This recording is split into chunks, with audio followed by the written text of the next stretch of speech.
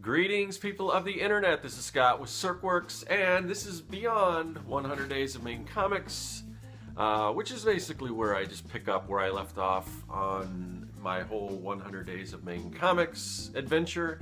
And if you're not familiar with what that is, that's where it's a challenge where you take 100 days and you work on your comic book for at least 30 minutes a day, despite whatever other distractions you have going on in your life. And like I said, you do that for 100 days. I did complete that challenge, but you know, the object of that challenge wasn't necessarily to finish a book in 100 days, a comic book, or you know, whatever type of project you're working on, but just to, you know, make some progress on it. So the book wasn't finished, so I decided I was gonna keep updating everyone on what I'm doing, for anyone who was interested. I didn't want to just drop off. I finished my 100 days and people like, well, that was kind of interesting. I was following you. What's going on with your project? So anyway, so I guess I should talk about my project. The book I am working on, it's called Young and the Dead. It's kind of a cross between Goonies and Night of the Living Dead. It's kids versus zombies story. These are the deluxe artist editions, and these are kind of handcrafted and put together. They're all cut out and assembled by yours truly. And then I've got some standard regular comic book style trades that you would, not trades, but you know, individual issues that you would probably see in a comic book store or whatever. And that's all available at circworks.com. So what have I been doing? I didn't do an update last week, and I don't know if this is going to be like a weekly update thing. My goal right now is just to put up at the very least 2 videos a week. I've also been doing this thing called Mad Props, where I show how to build different props or whatever. I do a lot of that kind of stuff, whether it's for my Comic-Con booth or like there was Halloween and all that kind of stuff. So I've been putting up videos like that, and then I do like a Fan Art Friday video. So, and I'm really super busy. So I'm just right now just trying to get at least 2 videos up a week. So I didn't do an update on this, so it's been a little while since I've explained what I'm working on. So I am working on page 7, I believe, of the comic book, and I'm doing things a little bit different, and this is kind of a recap of what I talked about last episode, not last week, sorry, about doing sort of a different approach to this particular page. And what I'm trying to do is, my story takes place in the 80s, and it's kind of a throwback to kind of that style of you know, movies and things like that. And if you are familiar with 80s movies, like montages were like a big thing in those movies. So I'm trying to kind of capture that in comic form. And usually, you know, let's see, you know, I just do I've been traditionally, you know, inking and drawing pages, like full pages like this. And I started to try to do that with this montage, but there's just so much going on, and the composition, I don't exactly know what I want yet. I know what needs to be on the page, and I've done all the thumbnails, and I know what needs to be on the page, but the arrangement is the problem. So what I decided to do is do each kind of individual kind of vignette or part of this montage separately, and then I'm going to bring it all into Photoshop, which I've done, and still needs some work. I'm still working on it. It's not coming out exactly the way I want. So this is a complicated page, but so I'll just show you some of the little some of these little sketches, individual sketches that I've done, and that I'm planning on bringing into or that I brought into Photoshop and I'm messing around with now. So the idea of this scene is the kids in my story are in a garage, and they're trying to just basically take whatever they can see that's in the garage and use it to somehow fight off zombies. So they're building, you know, they've got their bikes in there, so they're decking their bikes out in zombie fighting gear and all that kind of stuff, so, or whatever. So we've got, this is sort of our main character, Sam. He is working in this scene with he's got a little remote control, so he is working on, and this is part of the confusion that or the problems that I'm having right now. So I want to show the character, and then kind of in the background in another frame, kind of what he's working on. Like, so here you can see a little RC car with some, quarter sticks of dynamite taped to the wing of the car. So that's, he's working on some sort of weaponized little vehicle here that he can use. So how I arrange these things, that's kind of the problem that I'm working with right now.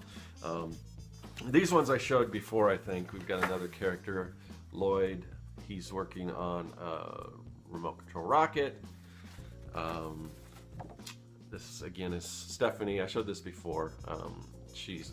So before I was just going to do, there's just not, I should have probably tried to work a double page spread for this scene, but it just wasn't working out the way I wanted it to. So I had to trim it down to a single page. So I've got all this information, which should work, because the whole idea is that we're going from this to that to this to that, as like you would see in a montage scene where you're seeing like Rambo suit up to fight whoever he's fighting, or Rocky, any Sylvester Stallone movie, I guess.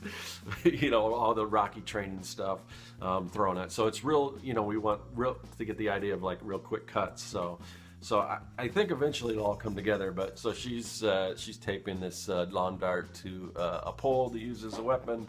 So like I said, those two I showed before. We've got it's another one of my characters, Ox. She is taping an oil can to the back of a bike that she can use like as an oil slick.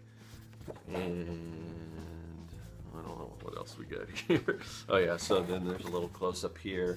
She's building like a little pin that she can pull to pull the cap off, so it will get the oil to come out. We've got another character, Rocky, here, who is rigging up a little like a propane torch to a spray can. And here we got the little little action scene of the flame. This character Mitch is just building some protection stuff, like a couch cushion or whatever, and a welding helmet to protect himself from any zombie attack. I got another character. This is Tad, and he's got this little stuffed animal that's got this talking voice box. So he's actually pulling the voice box out, and right here, he's filling this stuffed animal up with like nuts and bolts to make it heavy that he can kind of use to swing around as a weapon. So yeah, I've got all these scenes that I'm trying to put together. So that's what I've been working on. I don't know if I've kind of met the goal of the original 100 Days of Making Comics challenge, where I put in 30 minutes a day. I mean, I haven't been doing it daily, but like this past weekend, I had some time, so I put some more time into it. Yeah, I've been trying to find time here and there. One of the things that I was doing, which I'm kind of bummed out about, but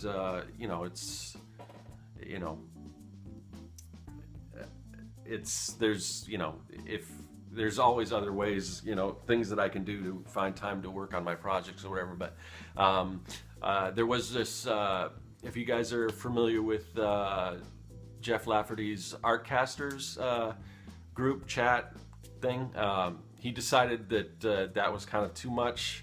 He has a lot going on right now, so this was like a weekly get together, and it was fun. And I couldn't make it every week, but I tried to make it when I could. But it was something, I think Peter Palmiotti, who's another one of the Artcasters, and another one of the 100 Days of Making Comics people. They were kind of doing this together, and then they both kind of had other obligations, and that kind of stuff happened. But I kind of found there was a little void, because there was those were like a weekly thing, and when I could get in, there was a good 2 hours that I could kind of work on my comic book while I was doing it. So so they decided that it was just kind of getting too much, and I'm hoping, and I've mentioned this before on like either Fan Art Friday or something like that. I'm hoping when there is time available, we can do one, even if it's not like a weekly thing, or I might even suggest that. I know I couldn't. I thought about stepping up and taking it over myself, but my schedule with my kids and just work and everything is just all over the place. So I know I couldn't, I mean, and that's the same boat they're in. They just can't, they can't do it on a weekly basis. So, but anyway, so I was kind of a little bummed out, and I'm like, yeah, that was a good time for me to actually get and talk to some other, other creatives and things like that while I'm working. So I was a little bummed out, but then I said, you know what?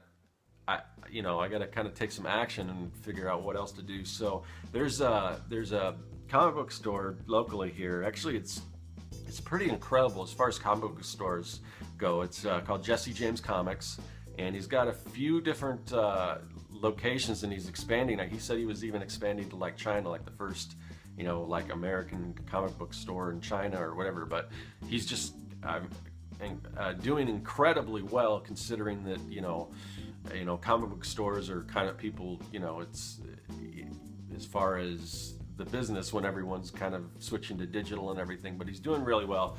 And part of that is because he's really big into the community. So every Thursday he has like a get together where you can go and draw, and he's got a big store. So he's got, separate rooms that has gaming and stuff going on and everything. So, and I used to go to them, and it's a little bit of a drive, but it's actually on my way to my girlfriend's house. So I said, you know what, I'm gonna, I called to make sure they were still doing it. He said, yeah, we've been doing it for 5 years. We don't have any plans to stop. So went down there. I got to talk to some people I hadn't talked to for a while. So I think I'm gonna keep doing that, and it'll give me some, actually some social interaction and some time to, draw and work on my comic book.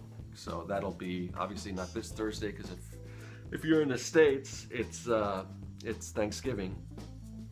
But yeah, I want to continue to do that whenever possible. So yeah, and I'm sure there's, hopefully where you're at, there's stuff like that, and if there's not, there's always the internet. So I would encourage people to get out there and do and meet up with your fellow creatives and all that kind of stuff. So anyway, so that's kind of what, as far as the comic book, that's what's going on. I wanted to touch on one other thing, and I brought up Jeff Lafferty before, and hopefully he doesn't mind if I bring this up again, because he kind of ran into some major stumbling block over the weekend where his store, Envy Store, was pulled. And forgive me, Jeff, if because I know you're kind of over this and you're wanting to move on to the next chapter in your business and your art and everything. So, but it is something that I'm constantly thinking about, and the reason why it was pulled was because they said that he was selling artwork that wasn't licensed or whatever, and there's a whole story behind that. And if Jeff still has that stuff on his site, you can find that out, and I'll put a link to his website in the description. And also, you guys definitely check out his stuff, because whatever he's going to be doing next, whether it's his own original stuff or whatever, his stuff is just incredible. So I highly, I'm guessing if you're following me, you're probably following him, because I'm sure it's kind of that community is kind of tightly knit, I guess, but there's always people that find me from other avenues or whatever. So if you haven't checked his stuff out, definitely check it out. I mean, he just does amazing portraits and everything. But I just wanted to kind of touch, I guess, a little bit on fan art, because it seems like there's a lot of misconceptions and everything on fan art and what it is, or what you can do, or what you can't do, and a lot of it is kind of it's very difficult to kind of wrap your head around. And I'm not an expert on this, but I've been doing this kind of stuff for a while, and I've done I do my Fan Art Friday thing, and with everything that's happened to Jeff, I'm just wondering if I should continue to even do that, or what. I've tried to, because I've always kind of, I guess I've had this suspicion that this was coming, where eventually the companies or whoever would start coming after people that are doing fan art and everything, because basically if you're doing any artwork that's owned by somebody else, whatever, I mean it is technically it is illegal. So I mean there are exceptions, and I'll talk about that in a minute. But you know, I've heard people say, well, you're allowed to sell so many prints, but if you sell more than that, then you can't. That's not really true. Even if you're not, you know, even if you're not selling prints, I mean, if you're doing original artwork, and typically they don't come after you for that. For the most part, I think you're probably okay to do commissions, like if somebody wants you to paint something. But by the, you know, by the letter of the law, I mean, even like if you see, you know, I've got this mural here. It's painted in my house. I guess if Warner Brothers wanted to, I don't know. Could they come in and tell me to paint over it? Possibly. I don't know. I mean, I didn't charge it. I just painted this for myself. I didn't make any money off of it. So that's, you know, I don't think anyone's ever going to go that far, obviously. but you know, one of the big things I think it looks like they might start coming after people on prints. And you'll see if you go to a comic book convention, that's pretty much 90% of what you're going to see is, you know, licensed properties that other people are doing fan art of. And they kind of have turned a blind eye, but you don't, who knows for how long. And I think, you know, fan art is definitely a good way to kind of get some eyes on your work because it is, you know, it's already an established property and people are familiar with it. And that's one, to be honest, that's one of the reasons why I do the Fan Art Friday. And I'm not selling or anything. I mean, maybe I'll bring the sketches to the conventions and sell them, but I'm not going to make prints off of them because it's just, that's, you know, it's, you're running the risk and you're, you know, there's a danger there of being shut down. And so far for a lot of people it hasn't, you know, and there's people, you know, you can always make the argument that, well, this person's doing it, why can't I, and all that, but it's just like somebody has to be made an example of, and unfortunately it was somebody that I really admire, and I'm just hoping that he's able to turn things around and keep things going. So, but because I have run into some problems with this, and I've always done anything that I've ever done that is based on a property that somebody else owns, I try to take the parody angle, and that's where it kind of gets iffy because there is parody. It is legal to do parodies, but what makes a parody and what doesn't, and that's the iffy part about it. I mean, that's the part where, you know, going back to Jeff, I mean, I think the thing that bothers me the most is because Store Envy just pulled his site without giving him any kind of any way to state his case or any way to defend what he was doing, you know, and I don't think that's right, you know, and I've had that happen before on a smaller scale, and I think if I was allowed to defend it, I'm pretty sure I had a pretty good case. Let me show you. So I did this piece. This is this I did for a t-shirt design and everything, and it was up on my TeePublic site, and it got flagged for copyright infringement, and it got pulled. And again, I didn't have any say over it, but this is the piece here. So it's a, you know, by definition, a parody is a humorous or satirical take on a serious, you know, property or project or whatever.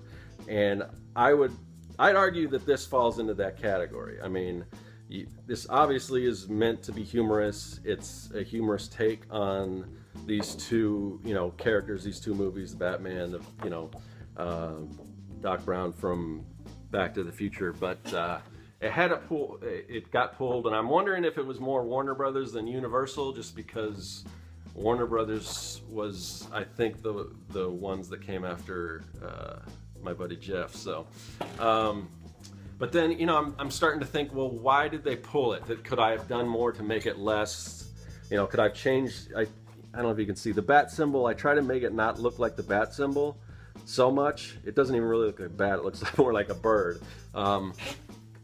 Should I have just left the symbol off? Would it have helped? You know, do a different type of bat? But if you've been following Batman for however long, I mean, they've pretty much, his logo has changed so much that any type of interpretations of any kind of bat you use, they probably used before. So does that mean no one can draw a bat anymore? Or maybe it's just the bat and the, who knows? Who knows? So, I start thinking about this and what could I have done? But let me show you this. So this is Entertainment Weekly magazine. It's one of the more current issues. I don't know. But here you've got, this, I would say this is a parody. Now, could you argue, is this humorous? Well, I mean, I looked at this, I didn't start laughing, but different people find different things funny. But is it really, to me, it's just like an artist's interpretation of these particular characters. They're kind of caricature-y, they're not overly done or whatever. But here you got the Flash, the Flash's symbol, everything. He's pretty much the Flash from the TV show. I'm guessing they didn't have to ask for permission to do this. Now, it is possible. This publication may be owned by Warner Brothers, and in that case, maybe that's why they could do it. But I've seen other stuff in this magazine where they'll do caricatures or whatever of popular characters, and there's not a problem with that. I mean, people are actually seeing this. This is going out to many more people than would ever see anything that I do. But so that's the problem. That's if this is okay, then why not? Why is this not okay? If it's a humorous look on the humorous take on those characters, and I think if I had to go to court over it, and I'm not going to bother with that. I mean, that wasn't a big selling print. I'm not, and plus, like I said, I'm trying to move away from doing that kind of fan art and just focus more on my original stuff. But still, I think if I went to court, I have a pretty good case that is parody. So, this is, just a little bit of me just rambling about something that a lot of people don't understand. I don't fully understand it, but I think it's a good thing to discuss. And yeah, I mean, it's definitely something that whether you go to conventions or whatever, it's out there. And I just want to kind of let people know that there is a danger, I mean, if that's all you do, if all you do is based on somebody else's property, and they do start to crack down on that stuff. I mean, you could be put out of business overnight. So, I mean, I would really encourage anyone to kind of focus on their original properties and everything. And sometimes it's, and I've done this, and I do stuff based on, whether I again try to focus on parodies, but the Fan Art Friday stuff, is that really parodies? Sometimes that's just me drawing a character in my own, my own style or whatever, and it's not really meant as a spoof. So, what's parody, what's not, what's just fan art, and so I really would encourage everyone to do your original stuff, and if it has to, if to kind of get some eyes on your stuff, you do some fan art in the beginning. But if that's all you do, it's really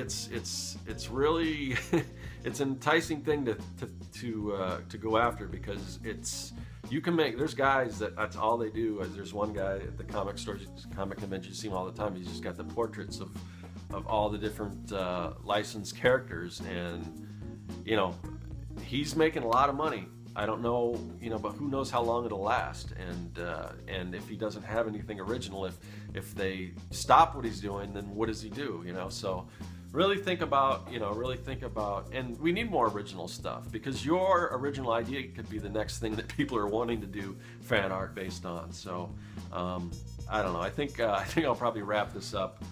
I don't know what I was talking about was really cohesive or anything, but those are just some of my thoughts. And again, go check out Jeff's stuff and really support him, because his stuff is super awesome and he's an awesome painter. Yeah, so I think I got to really get back to work. I've got a lot of stuff to do. So that will conclude another Beyond 100 Days of Making Comics. I don't know if I'll be back next week or the following week or whatever, but I'll definitely be throwing up some content here or there. I don't know what it is. And like I said, this is Thanksgiving weekend here in the US, so I assume I'll still be doing Fan Art Friday, so I'll probably get my 2 videos up, but but if I don't hold that against me. So we will see you when I'll see you when I see you, and yeah, I guess that is all.